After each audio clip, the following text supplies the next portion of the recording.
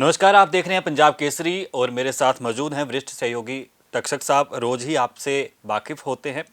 तक्षक साहब, सियासी रिश्तों की बात करूंगा क्योंकि आज विक्रमादित्य सिंह कांग्रेस के जो विधायक हैं दोबारा बने हैं।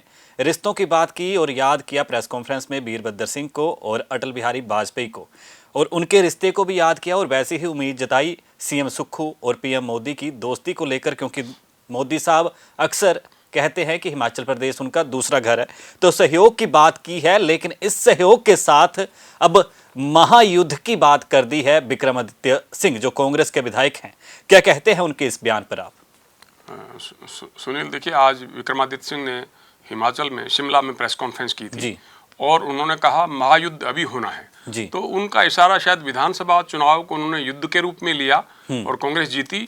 और लोकसभा चुनाव 2024 में जो होने हैं, हिमाचल की 4 सीटें हैं, तो उनका महायुद्ध का अर्थ यही था कि कांग्रेस 4 लोकसभा सीटें जीतेगी। भाजपा को जैसे विधानसभा में पराजित किया था, इसी तरह सरकार और संगठन मिलकर भाजपा को 4 लोकसभा चुनाव में करारी शिकस्त देने की कोशिश करेगा।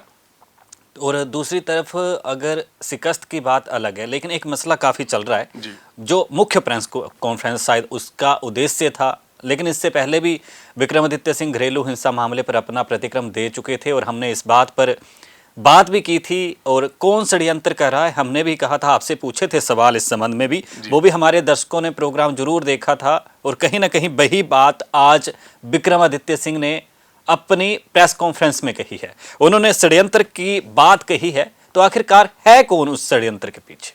देखो सुनील, उन्होंने खुलासा तो नहीं किया अभी जी, लेकिन उन्होंने ये जरूर माना है कि विधानसभा चुनाव के मौके पर जी और मंत्रिमंडल के गठन से पहले इस तरह के उन पर आरोप इसलिए लगे ताकि उनका सियासी नुकसान हो सके, वो मंत्रिमंडल में शामिल ना किए जा सके।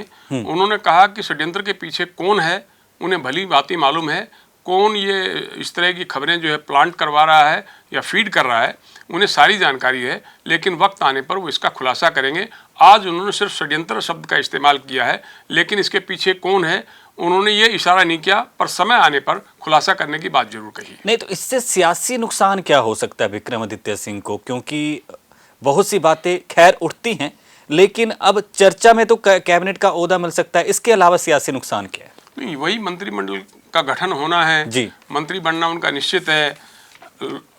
ऐसा माना जा रहा होगा कि जो उनके विरोधी शिमला में से 8 से 7 सीटें कांग्रेस ने जीती हैं, तो जाहिर है कि जो मंत्रिमंडल में शामिल होने वाले लोग होंगे उन्हीं में से कोई इस तरह की ये हरकतें कर रहा होगा ताकि उनका रास्ता रोका जा सके। लेकिन सुनील, ये तो खुद मुख्यमंत्री ने कहा है कि विक्रमादित्य सिंह का मंत्रिमंडल में शामिल होना लाजमी है, तो मैं समझता हूँ कि षड्यंत्र का कोई नुकसान नहीं हो रहा। और दूसरी बात उन्होंने ये भी कही है कि जो होली लाज है उस पर माँ भीमा काली का आशीर्वाद है, उनका सुरक्षा कवच है, ऐसे में कोई षड्यंत्र उनको नुकसान नहीं पहुंचा सकता। लेकिन ऐसे आरोप जो लग रहे हैं, जो पत्नी की तरफ से लगाए जा रहे हैं, लेकिन इसका व्यक्तिगत कोई जो है वो जवाब नहीं, सिर्फ खबरें ही चल रही हैं। विक्रमादित्य सिंह आज फिर से बोले हैं, लेकिन उन्होंने पारिवारिक रिश्तों की बात को भी कहा है। लेकिन कैबिनेट में उनकी जगह ऐसे स्थिति में क्या पक्की हो पाएगी? देखो, अब अंदाज लगाए जाते हैं, राजनीतिक कयास तो यही है कि भाई वीरभद्र सिंह 50 साल तक हिमाचल में अपना दबदबा रखते थे। उनकी पत्नी प्रतिभा सिंह जो है वो पार्टी की प्रधान है, जिनके नेतृत्व में विधानसभा के चुनाव हुए हैं और कांग्रेस सत्ता में आई है। तो ऐसी सूरत में जब प्रतिभा सिंह जी मुख्यमंत्री की दावेदार थी और उनकी जगह सुखविंदर सिंह सुक्खू मुख्यमंत्री बन गए हैं, तो वीरभद्र सिंह परिवार में से कोई तो मंत्रिमंडल में शामिल होगा। तो मैं समझता हूँ कि विक्रमादित्य सिंह दूसरी बार जीते हैं, पिछले चुनावों की तुलना में इस बार ज्यादा वोटों से जीते हैं और खुद सुक्खू साहब ने माना है कि उनको मंत्रिमंडल में शामिल करेंगे। तो मैं समझता हूं कि जब भी मंत्रिमंडल का गठन होगा विक्रमादित्य सिंह को कुर्सी मिल जाएगी मंत्री पद की। लेकिन कुर्सी के बीच फिर पारिवारिक रिश्ते, 2 राजनीतिक घराने, उदयपुर में 2019 में शादी हुई, उसके बाद जो उनकी धर्मपत्नी है, एक बार जब तब देखी गई दोबारा से चर्चा में तब आई जब वीरभद्र सिंह का देहांत हुआ था, तो लगभग 15 के दिनों तक वो वापस उदयपुर चली गई थी। लेकिन ऐसी स्थिति में इस मसले को जब कैबिनेट का विस्तार होना है, उछालने की मुख्य वजह आपको क्या नजर आती है? मैं तो सुनील यही कहूंगा कि विधानसभा चुनाव का माहौल हो जी और मंत्रिमंडल के गठन से पहले ये मुद्दा क्यों उछाला गया। देखिए, इनकी शादी सुदर्शना सिंह की और विक्रमादित्य सिंह की शादी 2019 में हुई थी जी, और शादी के 3-4 महीने बाद ही उनमें अनबन हो गई, झगड़ा होने लगा, सहमति नहीं बनी, वो चली गई और उन्होंने उदयपुर की अदालत में एक अर्जी दाखिल कर दी घरेलू हिंसा की। तो ये मामला तो बहुत पुराना है। ऐसे समय में जब मंत्रिमंडल का गठन होना हो या विधानसभा के चुनाव शुरू हुए हों, उस समय पर इन मुद्दों को उछालना यही साबित करता है कि कोई ना कोई षड्यंत्र के पीछे है और विक्रमादित्य सिंह को पहले विधानसभा में जाने से रोकने की कोशिश हुई और अब मंत्रिमंडल के गठन में उनकी जगह पक्की ना हो, इसकी कोशिशें की जा रही। लेकिन दूसरी तरफ से कोशिशों की अगर मैं बात करूं, दो के दिन पहले सुखविंदर सिंह सुक्खू जो हिमाचल प्रदेश के सीएम है, उनका बयान आया था सीएम पद को लेकर। प्रतिभा सिंह भी सीएम पद की दावेदारी या चर्चा में थी। तो क्या ऐसे में आपको लगता है कि इस बात का विक्रमादित्य सिंह को भी मलाल है कि सीएम रेस में होने के बाद भी? नहीं सुनील, देखो ये तो कौन नहीं चाहेगा कि उनकी मां मुख्यमंत्री ना बने। जाहिर है प्रतिभा सिंह इच्छुक थी, दावेदार थी, पारिवारिक राजनीतिक घराना है, राजघराना है, उनकी दावेदारी बनती भी थी। लेकिन पार्टी हाईकमान ने शायद पब्लिक में एक मैसेज देने की कोशिश की है कि हम एक बस ड्राइवर के बेटे को भी मुख्यमंत्री का पद सौंप सकते हैं। लंबे समय से सुक्खू जो है कांग्रेस से जुड़े हुए हैं, छात्र जीवन से राजनीति में आए थे, फिर यूथ कांग्रेस के अध्यक्ष बने, लंबे समय तक वो प्रदेश कांग्रेस के अध्यक्ष रहे, 4 बार चुनाव जीते। और एक मैसेज देने के लिए कि हम साधारण परिवार के व्यक्ति को भी मुख्यमंत्री पद दे सकते हैं। ऐसी सूरत में प्रतिभा सिंह जी की बजाय उन्होंने सुक्खू का साथ दिया और सुक्खू मुख्यमंत्री बन गए।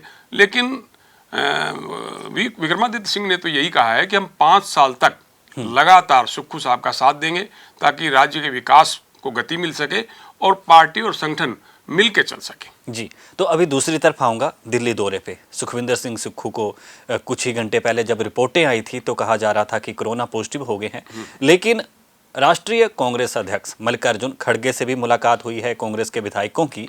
तो ऐसे में क्या आपको लगता है कि विचार विमर्श कैबिनेट को लेके या जो बातें कही थी कि हम लोग जैसे ही सत्ता में आएंगे, जैसे ओपीएस की बात भी कही थी कि 7-10 दिन में हम लोग लागू कर देंगे, तो क्या कुछ विचार विमर्श आपको लगता है कि सियासी तौर पर हुआ होगा? मैं तो समझता हूँ सुनील कि खड़गे साहब से सुक्खू साहब, उप मुख्यमंत्री मुकेश अग्निहोत्री, प्रतिभा सिंह जी और दूसरे विधायकों की जो बातचीत हुई है वो तो एक तरह से हिमाचल के विकास को कैसे गति दी जा सकती है, इन्होंने खड़गे साहब के सामने अपनी एक रूपरेखा रखी होगी। खड़गे साहब चूंकि राजनीति में उनका भी बड़ा लंबा अनुभव है, उन्होंने अपनी तरफ से कुछ सुझाव दिए होंगे, मंत्रिमंडल के गठन को लेकर भी चर्चा हुई होगी। मैं समझता हूँ कि जो अखबारों में खबरें छपती हैं कि पार्टी में खींचतान है, अभी भी मुख्यमंत्री बनने के बाद भी खींचतान है, तो उन्होंने विक्रमादित्य सिंह का ये कहना है, उन्होंने यही कहा है कि संगठन और सरकार को मिलने की जरूरत है, ताकि मिलकर चलने की जरूरत है ताकि लोकसभा चुनाव में कांग्रेस हिमाचल की 4 सीटों पर जीत दर्ज कर सके। जी, चलो 4 सीटों पर भविष्य की बात है, लेकिन वर्तमान में जीत के बाद अब एक बात कही जा रही है पूर्व सीएम जयराम ठाकुर की तरफ से कि बदले की भावना से जो है वो कांग्रेस सरकार काम कर रही है। आपको क्या लगता है? मैं कहूँगा सुनील, अभी सरकार 11 तारीख को गठित हुई थी, मुख्यमंत्री और उप मुख्यमंत्री ने 11 दिसंबर को शपथ ली थी। तो शपथ लेने के बाद मुख्यमंत्री सुखविंदर सिंह सुक्खू साहब ने, जयराम ठाकुर सरकार ने जो लास्ट में कुछ फैसले किए थे उनके अमल पर रोक लगा दी थी।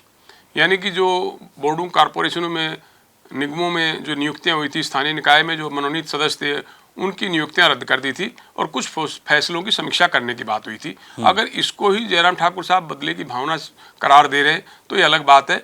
बाकी विक्रमादित्य सिंह से भी जब ये सवाल पूछा गया था तो उन्होंने कहा था अभी तो जयराम ठाकुर साहब ने मुख्यमंत्री निवास भी खाली नहीं किया है और वो अभी से बदले की भावना से काम करने के आरोप लगाने लगे।